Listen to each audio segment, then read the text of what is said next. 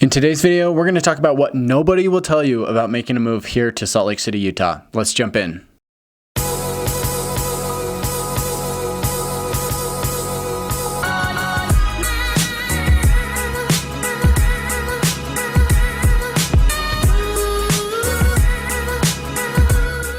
So obviously I make videos about what it's like to work, eat, sleep, live, and play here along the Wasatch Front. That includes cities such as Salt Lake City, Provo, Orem, Saratoga Springs, Eagle Mountain, Park City, Tooele, Bountiful, Kaysville, and more. We talk about all different cities here along the Wasatch Front, including most of northern Utah as a whole. And having grown up here, I obviously have a very unique perspective. However, making those videos here on the channel, sometimes there's things that I talk about that are a little bit biased, or I might see a little bit differently than somebody who didn't grow up here or who hasn't lived here their entire life. Because of that, I decided to interview some of my past clients, asking them, hey, what are some things here about Utah that you did not know and nobody told you about before making that move here? These are people just like yourself who might be families, couples, or maybe just individual people who didn't live here and then decided to make the move here and ended up purchasing a house with me as their real estate agent. With that interview and the questions that I asked, I said, hey, give me the good, give me the bad, give me the ugly. I want to know everything about this, whether it's positive or negative.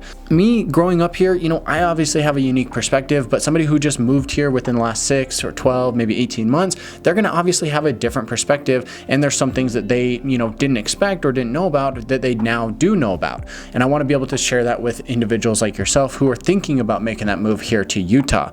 And that leads me right into that next point. If you are thinking about making that move, make sure to get in touch with me. That's exactly what these people did and ended up having a successful home purchase after making that move here to Utah. I absolutely love it when you guys reach out. I've had people from all across the world reach out to me, all across America, even in Europe, South Africa, the Middle East, Asia, all over the world, and I absolutely love it, and I can't wait to hear from you as well. My information is here on the screen, so reach out to me anytime, and I look forward to hearing from you. So without further ado, let's jump in and see exactly what they had to say. I'm going to be reading this off of my phone, and as we go, I'm going to read, kind of their response to some questions that I asked, and then also add my thoughts as well, being a native here, just kind of show you or tell you a little bit about what my thoughts are on that subject as well. So with that being said, first up, we do have a negative. We do have pretty tight alcohol regulations here. You cannot get shipped wine in. You can't ship in wine from like wine clubs or anything like that. And unfortunately, there are rules about how High Point beer can and cannot be sold. I did touch on this a little bit in the alcohol video that I made here about Utah, which you can find up here in the corner, one of these corners.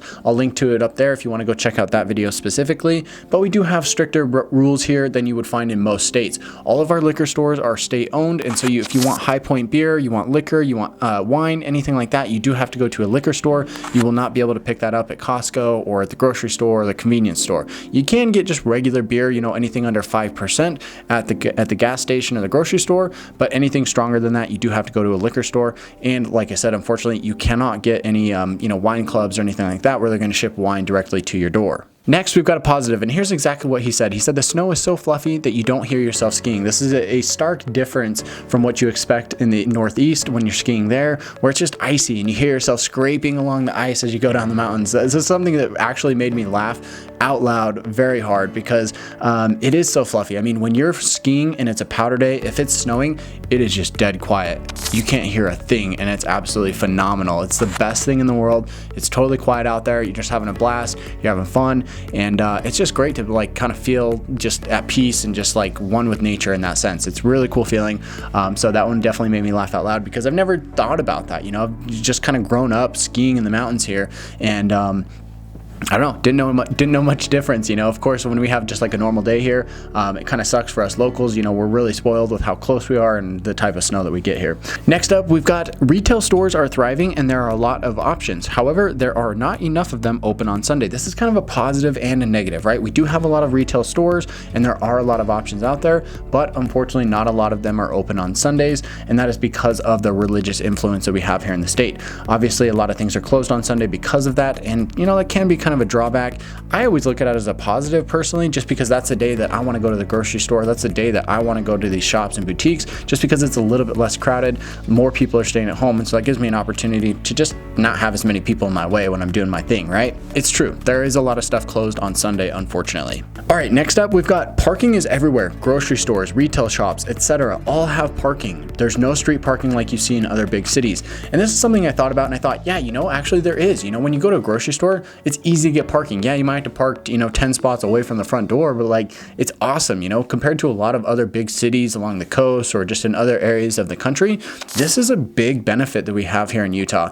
And I think that if you go downtown Salt Lake, of course you're gonna have to park in the parking garage or on the street at the meter or something like that once in a while, but it's actually relatively affordable, again, compared to other cities. So of course we do have that, but out here in the suburbs, parking lots are basically everywhere. So it's not hard to get parking. It is free. It's just something that we've come to, it's kind of just the norm here. And so when I go somewhere else, I'm really frustrated because I'm looking at it and I'm like, man, I got to pay for parking, or I got to park a mile away. It's kind of frustrating, but here we've got tons of parking and it's basically everywhere. Next up, we've got homes in Utah almost always come with a lot of bedrooms. And it's true, there's a lot of big homes out there and they almost always have more bedrooms than a lot of people need. When I talk to locals, they're just used to it. If you grew up here, having a 4 or 5 or even a 6 bedroom home is kind of just normal. Like I don't know, it just seems like that's just the normal. You just get used to it. But if you're coming from out of state, a lot of people are like, holy crap, what am I gonna do with 5 or 6 bedrooms? I only need like 3, maybe 4 if I got a big family. But for us here, that's kind of the norm. It's just that way. Unfortunately, I do think there's a gap in the market here where a lot of builders and just kind of like, people remodeling homes and whatnot, they are not quite realizing that there is this gap in the market. And it's really hard to find a nice 2 or 3 bedroom home that maybe still has some other space for like extra leisure activities or an office or maybe 2 offices or something like that. I think here in Utah, we've always kind of looked at things as like, hey, we need a lot of bedrooms for the kids. Whereas with things and where they're going at in the future, I think it's going to be more important to maybe only have a 3 bedroom home, but then have a really nice office and a really nice kitchen and kind of have that extra space in the home, especially in the higher end price ranges, be focused more on not only creating not creating more bedrooms, but creating a home that's nicer and has, more amenities and features beyond just a lot of bedrooms. This is something that I hope changes over time, because a lot of people look at this, and this is something I hear from almost everybody who's moving here is like, hey, where do I find a nice house that's not 6 bedrooms, right? As you go up in square footage, unfortunately, that does come with a lot of big bedrooms just naturally. And so I do think this is something that I hope will change. I don't know. I do think it is kind of going in that direction, but I still think we're a long ways out before we see this as, kind of shifting to be the norm. Next up, another positive/negative, neighborhoods can vary in age and niceness, meaning that they were not always developed at the same time, and this is often because land that was traditionally farmland is being sold off and new homes are being built. This is totally true. A lot of areas here along the Wasatch Front can have homes that might be 20, 30, 40, maybe 50 years old, and maybe they're kind of, starting to fall apart. They're not in the best of shape, but then right next door, like the one street over, you've got nice, big, brand new homes going in that are brand new and they're perfect condition, right? So you don't really have like that clear line of development in these different neighborhoods and stuff, especially up north, like in Davis and Weber counties. This is really common because there's a lot of farmland up there.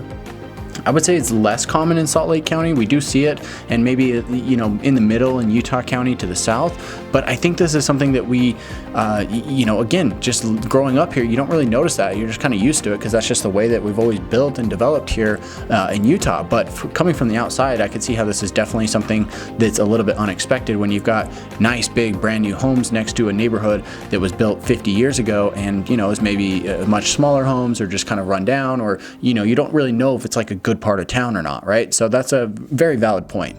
Next up, we've got friendly people here. This is awesome. This really made me smile because this is something that actually every single person that I interviewed made a comment about this in a positive light. We've got friendly people here, and one person even commented, said, hey, the neighbors are extremely friendly and almost seem like the picturesque neighbors that you would see in the movies, right? This kind of made me smile because it's true. I mean, we've got a lot of nice people. I think just being nice and friendly is kind of just a cultural norm for us here. I mean, everybody tries to like get along, and of course we're not perfect, but I think everybody tries. And that is just kind of part of the way of life that we have here. So that was really cool to see that every single person I interviewed actually did make a comment about this. One person even commented that they got a box of chocolates and a card saying welcome to the neighborhood, whereas in his last city he actually got his car broken into the very first day in town. So pretty stark difference as to your first day in town and how that would actually turn out. So that's actually really cool.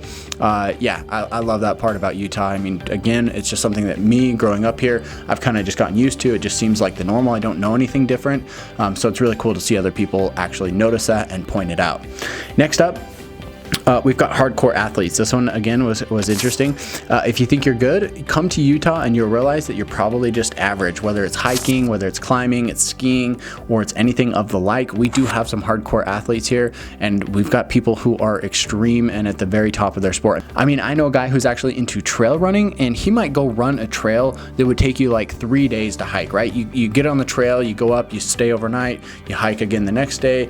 You might go up to the peak of the summit and then come back down and then hike home that third day. He'll go and run that entire trail in one day. You know, he goes very light, so he's moving quick, he's running the whole thing, and you're up at like 10,000, 11,000 feet. He'll run the whole thing in one day, whereas most people, it takes them 3 days to complete the entire hike at a leisurely pace. So people like that are extremely hardcore here, and definitely something that we see here in regardless of the sport that you've got.